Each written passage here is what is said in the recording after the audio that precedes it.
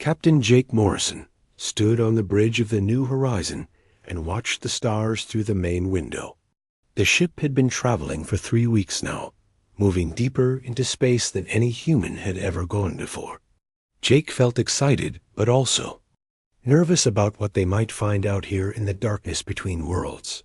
The year was 2157, and humans had finally learned how to travel faster than light. Earth had sent out 5 exploration ships to look for new worlds, and maybe even other life forms. Jake was lucky enough to command one of these ships with a crew of 45 people. Dr. Lisa Carter walked up to Jake and pointed at her scanner. She was the ship's expert on alien life, though she had never actually seen any aliens before. Nobody had. Lisa looked worried as she showed Jake the readings on her screen. "Captain, I am picking up something strange about 2 hours ahead of us," Lisa said. "It looks like a ship, but it is not moving and the power readings are very low." Jake looked at the scanner display. The object was definitely not natural, and it was much larger than any human ship. "Can you tell if there is anyone alive on that ship?" he asked. Lisa worked with her equipment for several minutes before answering. "There are life signs, but they are very weak.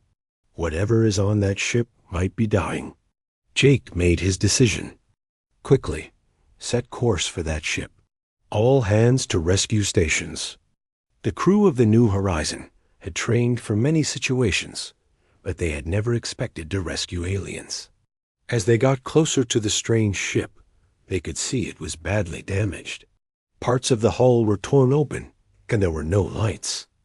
Anywhere on the vessel, Lieutenant Ben Collins, the ship's security chief, came to the bridge with his team. "Captain, we don't know what we might find over there. These aliens could be dangerous." Jake nodded, but his mind was made up. "Ben, if someone was dying in space, would you want aliens to help you or just fly away?" The answer was obvious, and Ben prepared his team for a rescue mission. They put on their spacesuits and took medical equipment with them. Dr. Carter also suited up because she would need to examine any aliens they found. The airlock between the 2 ships was difficult to connect because the alien ship was so different from human designs. After an hour of work, they finally made a seal and opened the door into the unknown vessel. The inside of the alien ship was unlike anything humans had ever seen. The walls curved and flowed like they had grown instead of being built. Soft blue light came from panels that looked more like living tissue than metal or plastic. They found the aliens in what appeared to be their medical bay. There were 5 of them lying on beds that seemed to adjust themselves to each body. The aliens were tall and thin with pale silver skin that seemed to shimmer in the light. Their faces were gentle, with large eyes that showed intelligence and sadness. One of the aliens was still conscious when the humans entered. It tried to sit up, but was clearly too weak to move much. Lisa approached slowly with her hands visible to show she meant no harm. The alien spoke in a voice that sounded like music, but of course the humans could not understand the words.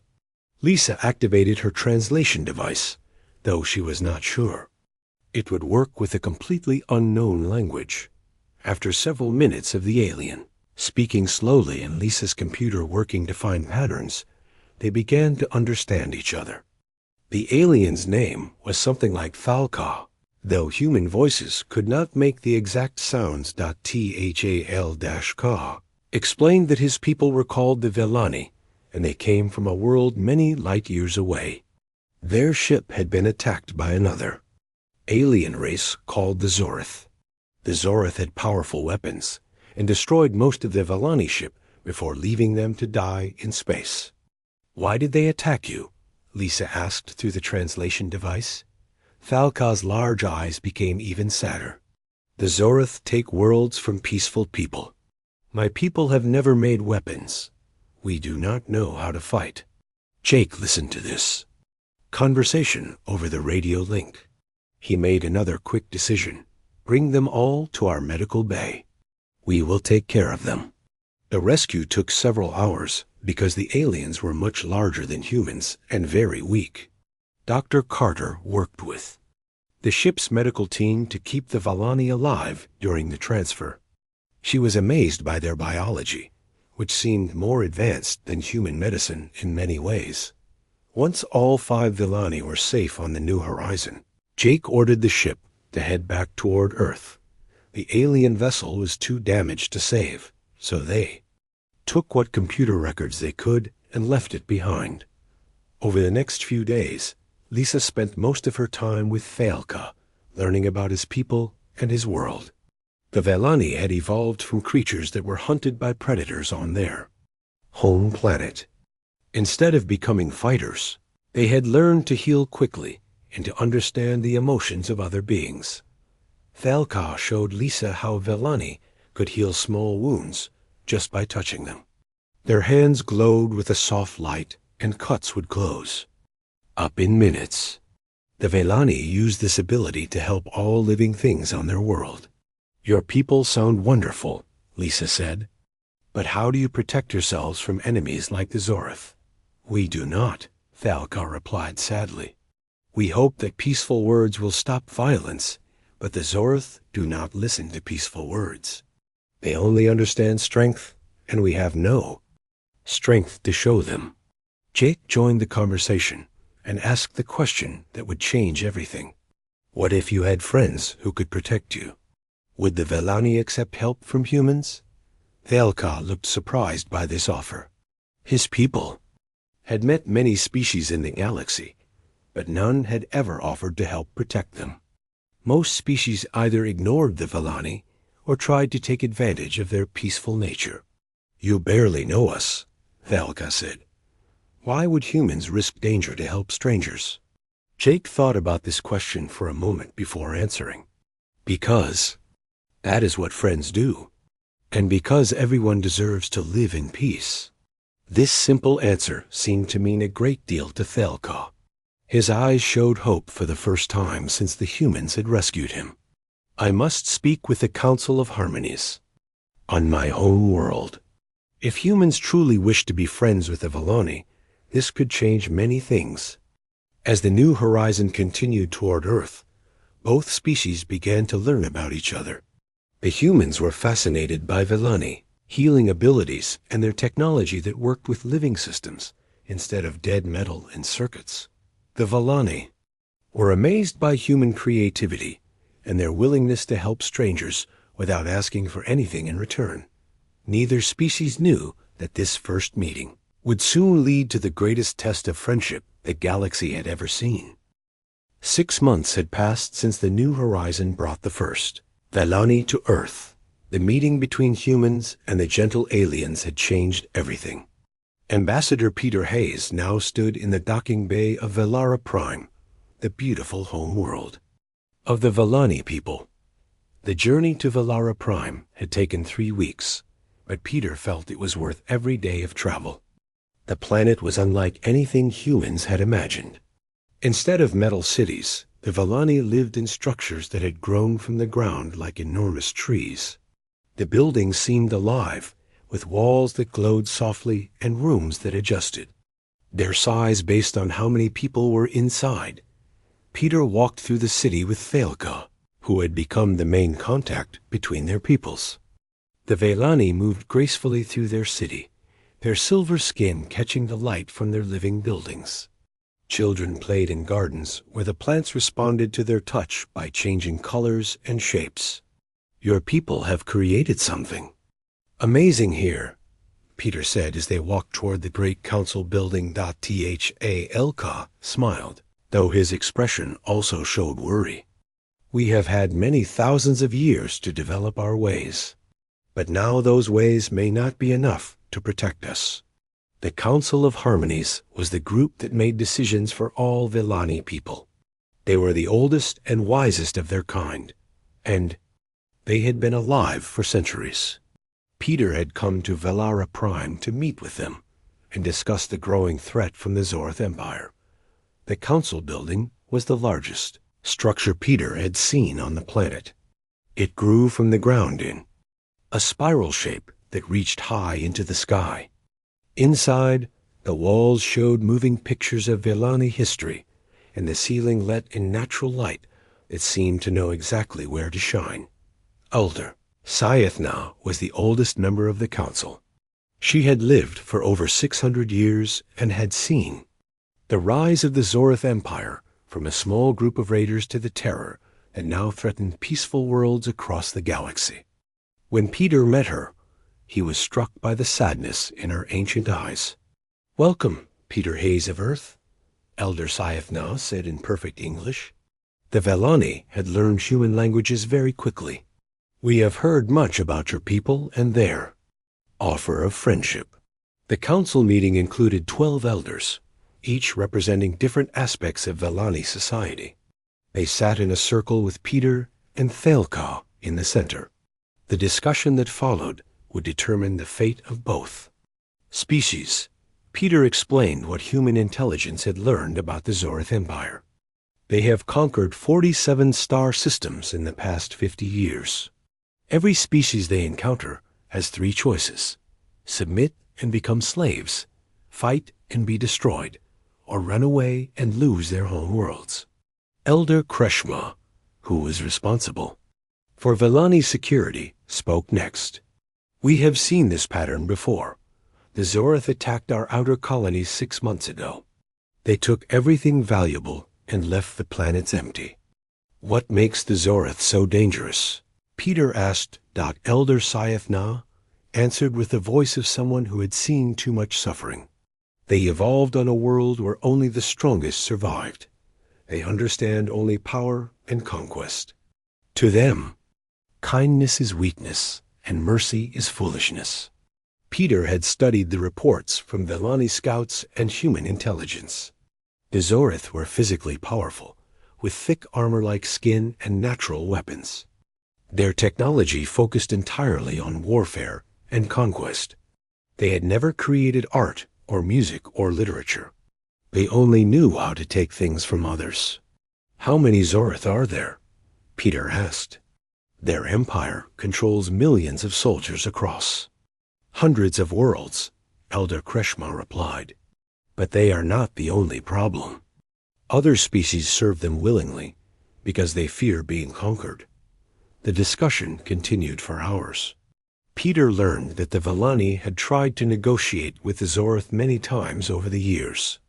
They had offered to share their healing technology and their knowledge of growing living buildings.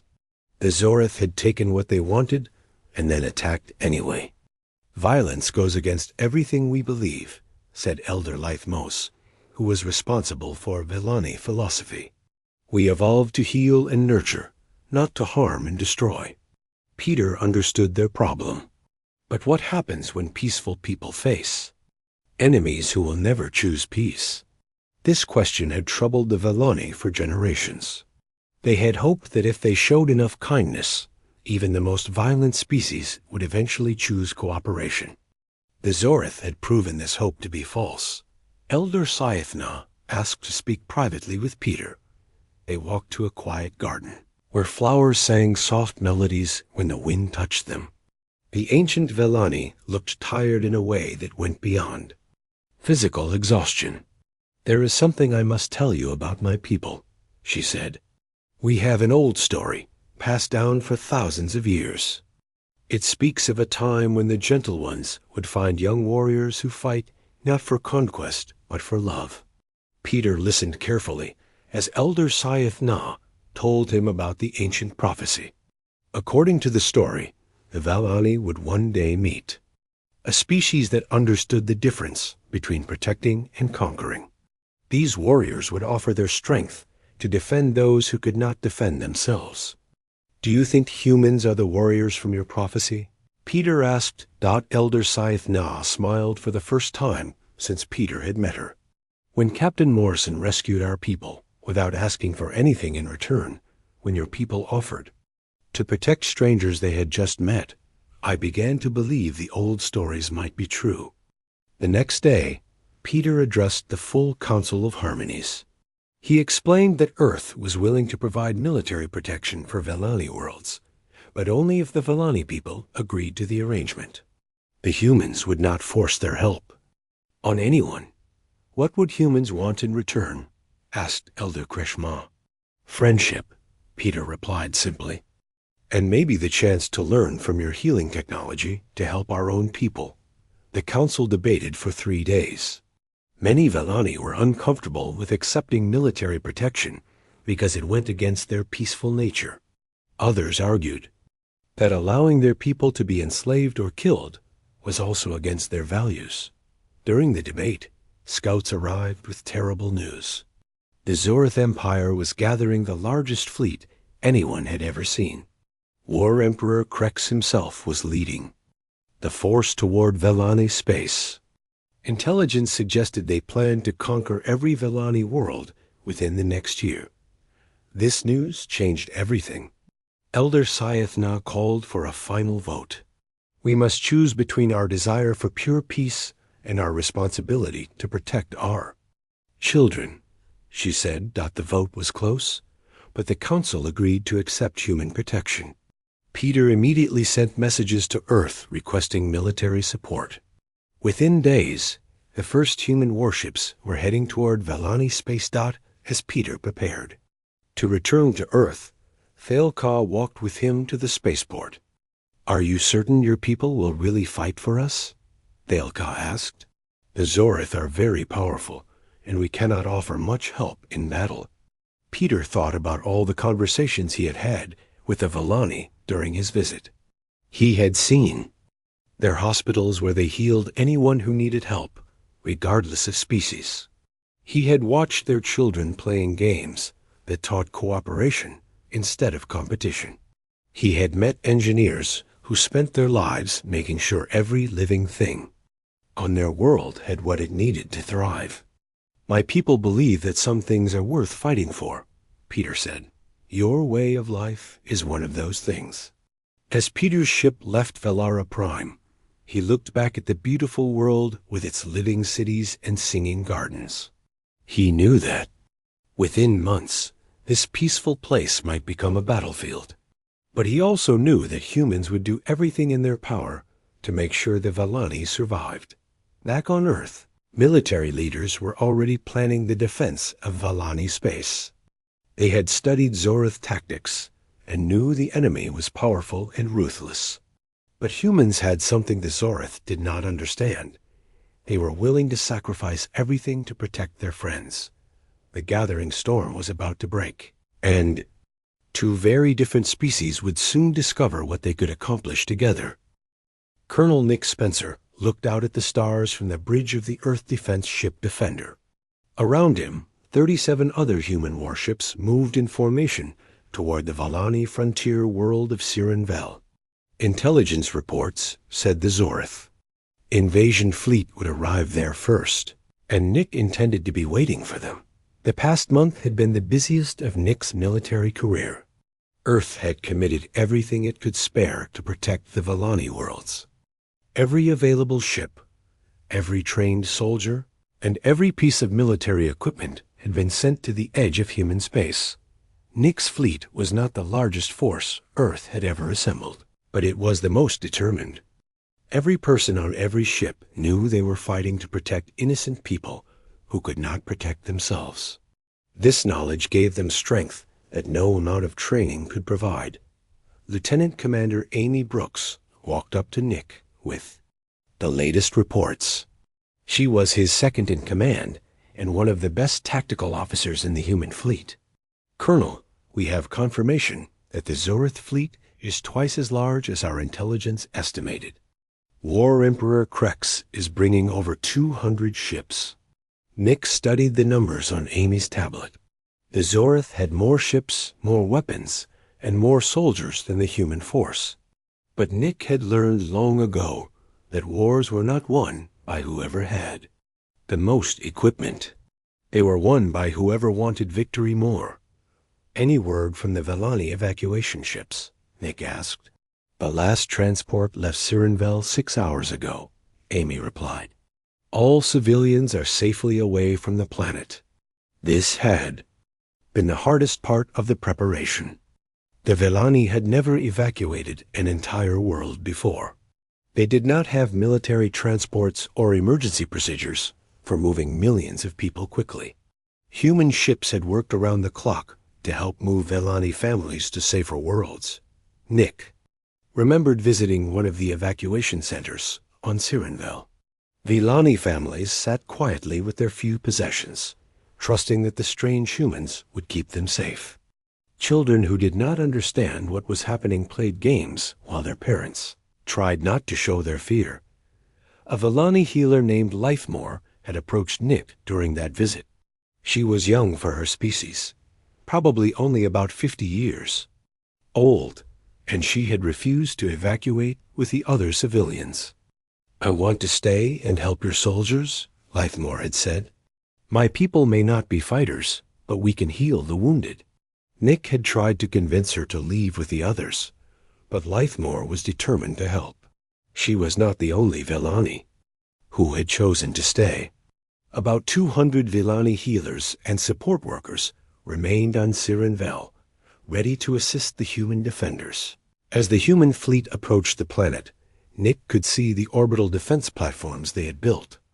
In the past month, the structures were a combination of human military engineering and Vellani growing technology. They looked like metal flowers floating in space, but each one contained enough firepower to destroy a dozen enemy ships. "Contact from the surface."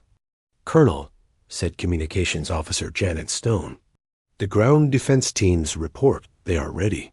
Nick had left 5,000 human soldiers on Sirenvel along with the Vellani volunteers. Their job was to protect the planet if any Zorth ships made it through the space battle. Nick hoped it would not come to that, but he believed in preparing. For every possibility, the waiting was the hardest part. Nick's fleet had been in position for 3 days, and everyone was getting nervous. Soldiers cleaned their weapons for the 10th time. Engineers checked and rechecked every system, and officers reviewed battle plans that everyone already knew by heart. On the 4th day, the long-range sensors detected the approaching enemy. War Emperor Krex had brought exactly what the reports had said: over 200 Zorth warships, each one larger and more heavily armed than anything in the human fleet. Nick opened communications to all ships in his fleet. "This is Colonel Spencer. To all vessels, today we make our stand. Remember that we are not fighting for conquest or glory. We are fighting to protect people who cannot protect themselves. That makes us stronger than any enemy." The Zorth fleet came out of faster-than-light travel in a standard attack formation. They had clearly not expected to find human ships waiting for them. War Emperor Krex's flagship, a massive vessel covered in weapon turrets, moved to the front of the enemy formation. The Zorth commander opened a communication channel to the human fleet. When War Emperor Krex appeared on the screen, Nick saw why the Zorth were so feared across the galaxy. Krex was huge, even for his species, with thick armor-like skin and red eyes that showed no mercy. His voice sounded like grinding metal when he spoke. "Human ships, you will withdraw immediately or be destroyed. This world belongs to the Zorth Empire now." Nick looked directly at the alien warlord and gave his answer. "War Emperor Krex, you will not harm the Vellani people while humans. Draw breath, turn around and leave, or we will stop you." Krex laughed, a sound that made everyone on the bridge uncomfortable. "Humans, you are brave but foolish. We have conquered 100 worlds. You have conquered none. Prepare to learn the price of defying the Zorth Empire." The battle began immediately. The Zorth ships moved forward in a massive wave, firing everything they had at the human defense line. Nick had positioned his fleet in a formation that allowed the smaller human ships to support each other, while the orbital defense platforms provided covering fire. The first exchange of weapons, fire lit up space with explosions and energy beams. 2 human destroyers were destroyed immediately, but they had taken 3 Zorth ships with them. The battle was going to be even more costly than Nick had feared. "All ships, execute Battle Plan Alpha," Nick ordered. "Break formation and engage. At close range." This was the strategy human commanders had developed after studying Zorth tactics. The enemy was used to fighting opponents who tried to maintain long-range engagements. Humans would get close enough to use their superior maneuverability and target the weak points in Zorth ship designs. The plan worked better than Nick had hoped. Human ships darted between the larger Zorth vessels, firing at their engines and weapon systems before dancing away from return fire. The orbital defense platforms focused their fire on the largest enemy ships, forcing them to divide their attention. War Emperor Krex quickly realized that humans fought differently than any enemy he had faced before. Most species tried to preserve their ships and minimize casualties. Humans seemed willing to sacrifice everything to achieve their objectives. The battle raged for 6 hours. By the end, Nick's fleet had been reduced to 18 ships, but they had destroyed or disabled over 60 Zorth vessels. More importantly, they had prevented any enemy ships from reaching the planet's surface dot as the surviving Zorth ships regrouped. Nick received an unexpected communication. It was from Lythmore, the Valani healer who had stayed on the planet. "Colonel Spencer, I wanted you to know that your wounded soldiers are being cared for. My people have learned much about human biology, and we can heal most injuries that would normally be fatal." This news meant more to Nick than any military victory. The partnership between humans and Valani was working. Each species was contributing what they did best. Humans provided protection, while Valani provided healing. War Emperor Krex was not finished. He regrouped his remaining ships and prepared for another attack. But this time, he faced a different situation. Word of the battle had spread throughout the galaxy, and other species were watching to see what would happen. "Colonel," said Amy Brooks, "we are receiving messages from a dozen different species. Some are offering to send ships to help us." Nick smiled for the first time in days. The Zorth Empire had succeeded for so long because they fought against isolated worlds that had no allies. But humans had shown that cooperation was stronger than conquest. The second battle was shorter, but more intense. Krex threw everything he had left at the human defenders, determined to break through to the planet. But Nick's remaining ships fought with the desperate courage of people protecting their home. When the weapons fire finally stopped, both fleets had been badly damaged.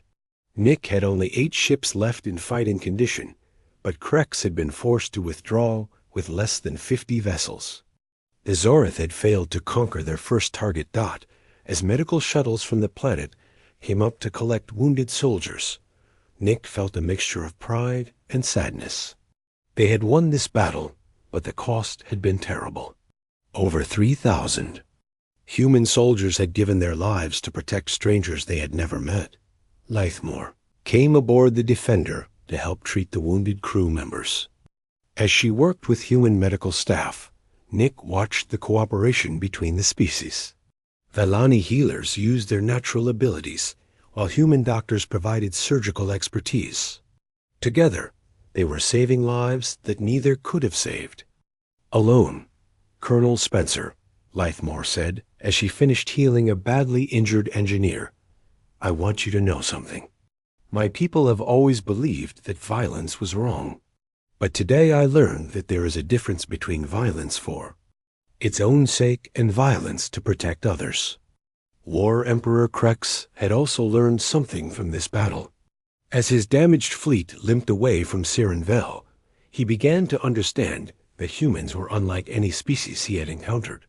They fought not for conquest, but for protection, and that made them far more dangerous than he had realized. Captain Maria Rodriguez guided her ship through the debris field that had once been the Zorth patrol fleet. 3 weeks had passed since the battle at Sirenvel, and the war had spread across 20 star systems. The enemy was striking everywhere, at once trying to find a weak point in the human defense lines. Maria commanded the rescue ship Sanctuary, which had been designed to evacuate civilians from threatened worlds. In the past month, she had saved over 50,000 Velani from planets under attack. Each mission was more dangerous than the last, as the Zorth learned to expect human rescue operations. Lieutenant Commander Dan Foster worked at the navigation station, plotting their next jump. Dan had volunteered for evacuation duty after the battle at Sirenville, and he had become one of the best pilots in the rescue fleet. His job was to get Maria's ship in and out of danger zones before the enemy could respond. "Captain, we are receiving an emergency signal from the Kethnal system," Dan reported. 3 Velani colonies are requesting immediate evacuation. Zorth ships will arrive in 18 hours. Maria looked at the star chart displayed on the main screen. The Kethnal system was deep inside contested space, surrounded by enemy patrol routes. Getting there would be dangerous enough, but evacuating 3 entire colonies in 18 hours seemed impossible. "How many people are we talking about?" Maria asked. Dan checked the population reports. Approximately 200,000 Velani across the 3 colonies. The numbers were staggering. Maria's ship could carry 5,000 people at maximum capacity, and they would need multiple trips to save everyone. But 18 hours was not enough time for multiple trips, even if they ignored all safety protocols. "Send a message to Admiral Murphy," Maria ordered. "Request immediate support for large-scale evacuation at Kethnal." Admiral Kate Murphy had taken command of all human forces after the losses at Sirenville. She was known for making hard decisions quickly, and she never abandoned civilians if there was any chance of saving them. Within an hour, Maria received her reply. "Evacuation Fleet Alpha will meet you at Kethnal in 12 hours. I am also sending the battleship Valiant to provide cover. Get our people out of there, Captain." Maria's evacuation fleet consisted of 8 ships, each one packed with emergency supplies and medical equipment. The journey to Kethnal took them through 3 different battle zones where human and Zorth ships were fighting for control of key star systems. As they traveled, Maria received updates about the overall war situation. The news was not good. Human forces were holding the line, but barely. Every day brought reports of new battles, more casualties, and more worlds under threat. The worst news came from Earth itself. Families across the planet were mourning sons and daughters who had died fighting for strangers in distant star systems. Some people were beginning to question whether protecting the Velani was worth the cost in human lives. When the evacuation fleet reached Kethnal, they found chaos. The 3 Velani colonies had never faced anything like this before. Millions of people were trying to leave their homes with whatever they could carry, but they had no experience with military evacuations. Maria coordinated with the colony leaders, while her crew worked to organize the evacuation. The Velani were grateful for human help, but they were also clearly terrified. Many had never seen a human before, and they did not understand why strangers were risking their lives to save them. A young Velani named Keshna approached Maria at the first colony. She was different from most of her people because she spoke with confidence and seemed unafraid of the dangerous situation. "Captain Rodriguez, I want to help with the evacuation," Keshna said.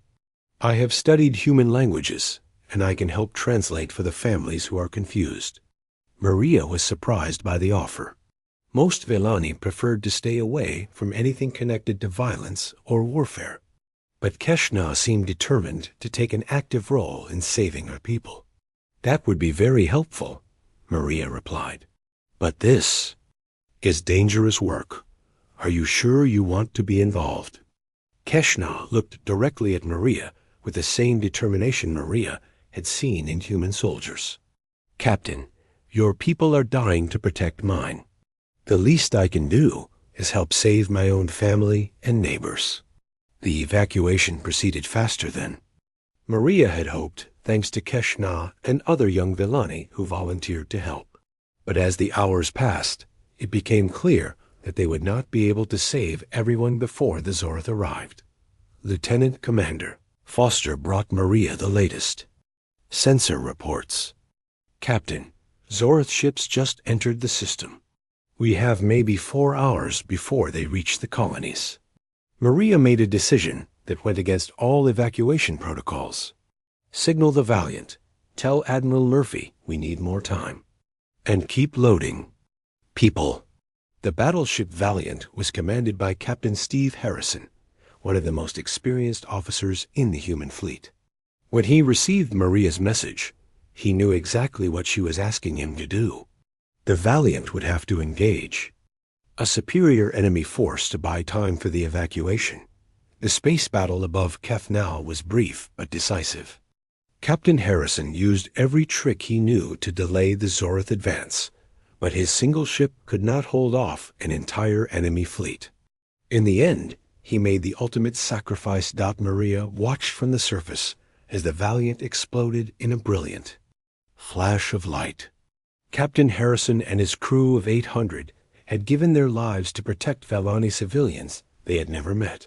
The rescue fleet now had 2 more hours to complete the evacuation. Those 2 hours felt like the longest of Maria's life. Her ships worked without stopping to load the remaining Velani families. Children cried as they were separated from their pets and toys. Parents carried what few possessions they could manage while trying to comfort their frightened children. Keshna worked alongside human crew members, helping to calm scared families and organize the loading process. Maria noticed that the young Velani never seemed to rest or complain, even when the work became exhausting. "Why are you working so hard to help us?" Maria asked during a brief break. Keshna looked up at the sky where the Valiant had died protecting her world. "Because humans like Captain Harrison died for people they did not know. If humans can do that for us, then I can work hard to save my own people." The last transport ship left Kefnal just as Zorth landing craft entered the atmosphere. Maria's fleet had saved 187,000 Velani, but 13,000 had been left behind. Those who remained faced slavery or death at the hands of the Zorth Empire. As the rescue fleet jumped to safety, Maria received a communication from one of the abandoned colonies. An elderly Velani named Elder Theshka spoke for those who had not been saved. "Captain Rodriguez, do not feel sadness for us. You and your people have shown the galaxy what true courage looks like. The story of Captain Harrison and the Valiant will be remembered by my people forever." The evacuation fleet arrived at the human base on New Geneva, carrying nearly 200,000 Velani refugees. The planet had been converted into a massive refugee center, with temporary cities growing around the human settlements. Maria walked through one of the refugee camps with Thale Ka, who had been working to help displaced Velani families adjust to life away from their home worlds. The camps were organized and efficient, but they could not replace the living cities that the Velani had lost. "How are your people handling this?" Maria asked as they watched Velani children playing games that human children had taught them. "Than I expected," Thelka replied. "The hardest part is not the living conditions. It is the knowledge that humans are dying every day to protect us. This was the hidden cost of the war that most people did not talk about. Every Velani refugee knew that human soldiers were fighting and dying in distant battles to keep them safe. The gentle aliens struggled with guilt over violence being committed on their behalf. 3 days after the Kefnal evacuation, Maria received new orders. She was to take the sanctuary to Earth to transport Velani scientists to human research facilities.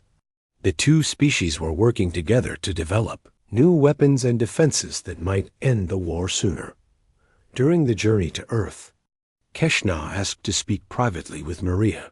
The young Velani had become something like a bridge between the species, helping both sides understand each other better. "Captain, I have been thinking about something," Keshna said. "My people have always believed that violence was evil. But you humans have shown us that there is a difference between violence for evil purposes and violence to protect innocent people. Maria understood what Keshna was trying to say. Your people are not becoming violent. You are learning that. Sometimes good people must stand with warriors to protect what matters most. The conversation was interrupted by an emergency message from the front lines. Admiral Murphy's flagship had been destroyed during a desperate battle to save another. Villani world. The Admiral had survived, but barely, and over 5,000 more human soldiers had been lost. As Maria read the casualty reports, she felt the weight of responsibility that every human commander carried. They were fighting a war against an enemy that seemed to have unlimited resources, and the cost in